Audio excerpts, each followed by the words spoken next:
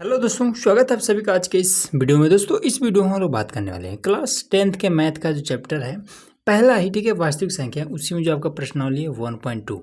इसमें आपको जो क्वेश्चन नंबर दूसरा है उसको हम लोग इस वीडियो में हल करने वाले हैं। ठीक है, ये वाला क्वेश्चन इंपॉर्टेंट है क्योंकि ये कई बार पूछा जाता है। ये 4 नंबर के लिए पूछ जाता है, कभी कभी 6 नंबर के लिए पूछ जाता है। ठीक है, तो इसको ध्यान से समझिएगा। कह रहा है कि सिद्ध कीजिए कि 3+2√5 एक अपरिमेय संख्या है। ये बात हमें सिद्ध करना है। ठीक है, तो देखिए, जिस संख्या को हम रूट से बाहर नहीं निकाल सकते हैं वो क्या होता है, वो आपका अपरिमेय होता है। ठीक है, जैसे कहीं पर अगर लिखा हुआ है कि ये 7, तो 7 को हम रूट से बाहर नहीं अगर निकालते भी हैं तो ये दशमलव के रूप में कुछ आएगा। ठीक है, तो इसलिए ये क्या है, आपका अपरिमेय है। लेकिन अगर कहीं पर रूट में अगर 9 दिया है तब, तो इसको हम क्या कर सकते हैं, इसको हम 9 को हम 3 × 3 के रूप में लिख सकते हैं और रूट के अंदर जिसका जोड़ा बन जाता है इसको हम आसानी से एक बार इस तरीके से 3 के रूप में केवल हम निकाल सकते हैं। ठीक है, तो इसलिए ये वाला आपका परिमेय है, ये वाला आपका अपरिमेय है। बात क्लियर हुआ ना। अब इसमें देखिए, ये 3 भी आपका क्या है, परिमेय है, 2 भी आपका परिमेय है, लेकिन एक अपरिमेय संख्या के साथ में रहने के कारण, जुड़े रहने के कारण ये सभी के सभी अपरिमेय हैं। इतना बात क्लियर हो गया ना। अब इस चीज़ को हम सिद्ध कैसे करेंगे वो चीज़ देखिए। तो सिंपल है, इसको लिखेंगे हम हल। ठीक है, हल। और इसको हम उल्टा मान लेंगे। ठीक है, इसको हम गलत कल्पना कर लेंगे तो लिखेंगे कि माना 3 प्लस में 2√5 एक परिमेय संख्या है, हम उल्टा मान लेंगे। ठीक है, परिमेय संख्या है, ये हमने मान लिया इसको उल्टा।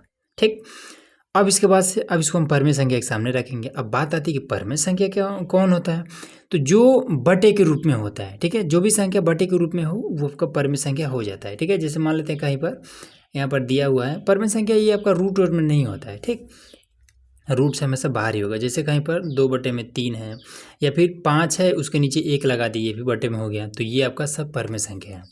उसी तरीके से ये आपको हो जाएगा 3 प्लस में 2 और √5।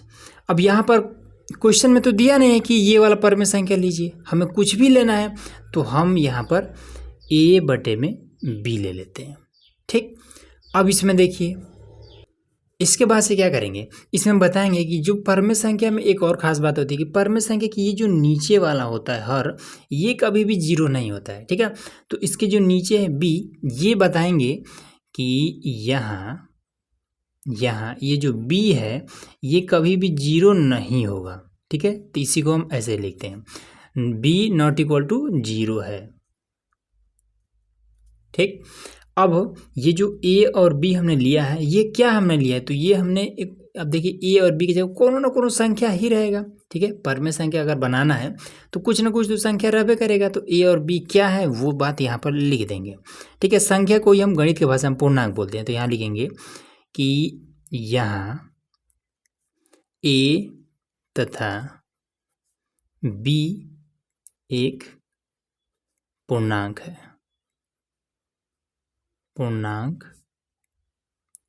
है, जिसके किस टाइप का पूर्णांक है, तो जिसके एक के अतिरिक्त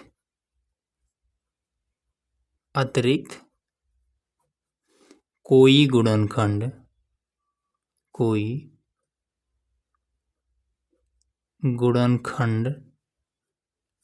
नहीं है।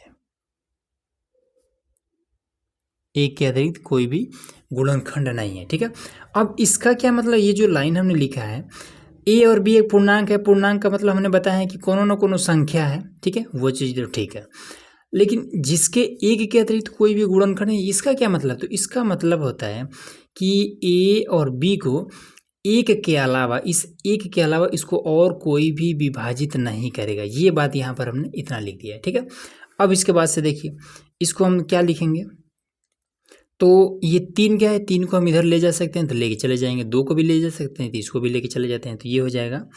तो पहले तो यहाँ नोट कर लेंगे, 3 प्लस में 2 √5 बराबर में ए बटे में बी। ठीक, तो 3 को पहले उधर ले जाते हैं तो ये बचेगा इधर 2 अंडर रूट में 5 बराबर में ए बटे में बी और माइनस का ये वाला 3। ठीक, इसके नीचे कुछ नहीं है तो 1 हम लगा सकते हैं, कोई दिक्कत नहीं है।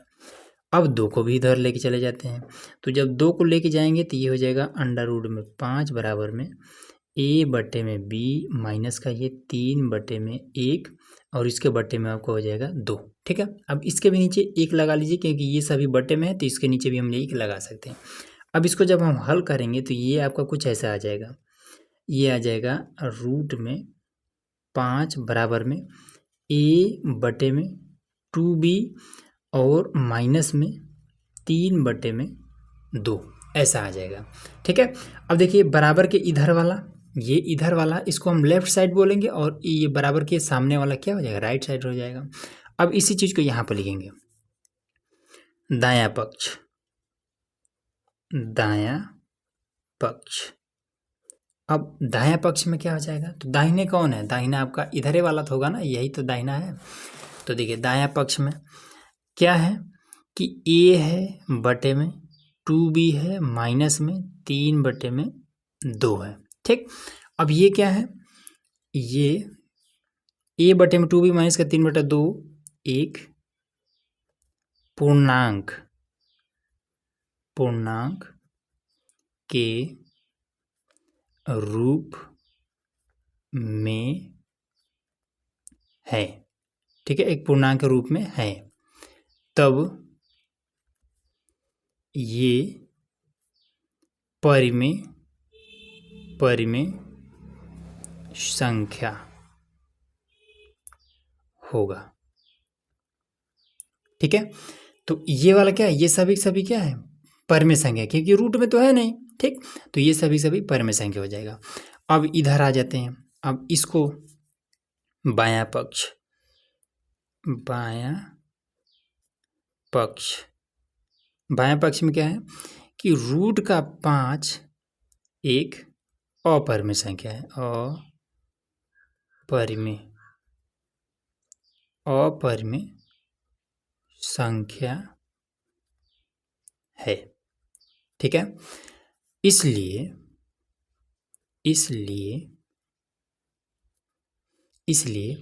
ये जो अंडर रूट का 5 है अपरिमेय संख्या कभी भी बराबर नहीं हो सकता है एक परिमेय संख्या के, ए बटे में 2b माइनस का 3 बटे में 2 के।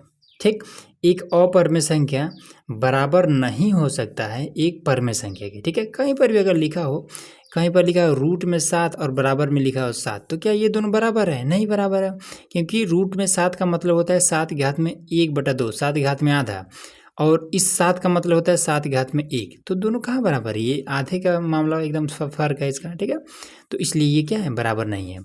बट हम जब हल कर रहे हैं तो हमें क्या मिल रहा है, एक अपरिमेय संख्या परिमेय संख्या के बराबर मिल जा रहा है। ठीक है, तो फिर ये क्या हो रहा है, यही तो गड़बड़ हो जा रहा है, यही तो विरोध हो रहा है। अब ये वाला जो विरोध है ये क्यों हो रहा है, क्योंकि हमने शुरू में ही एक अपरिमेय संख्या को परिमेय संख्या मान रखा है। बस इसी बात को आपको नीचे लिख देना है, आपका आंसर आ जाएगा। ठीक है, तो लिखेंगे कि अतः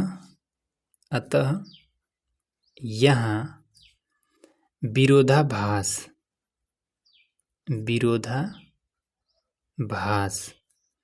उत्पन्न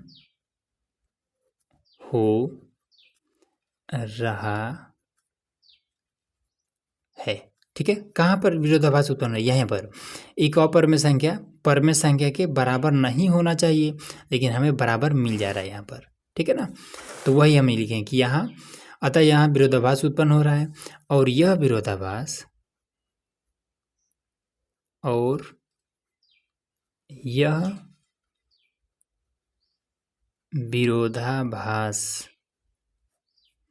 हमारी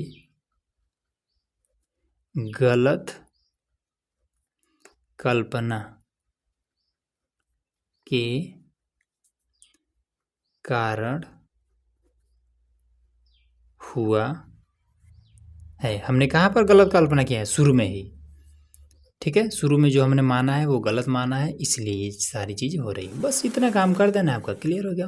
तो उम्मीद है आपको कि एक एक चीज़ आपको एकदम से इजीली समझ में आ गया होगा। तो चलिए मिलते हैं नेक्स्ट वीडियो में, और आप लोग कमेंट कीजिएगा कि और आपको किस ये क्वेश्चन में प्रॉब्लम है, ठीक है, उसको हम आपको बता देंगे। ठीक है।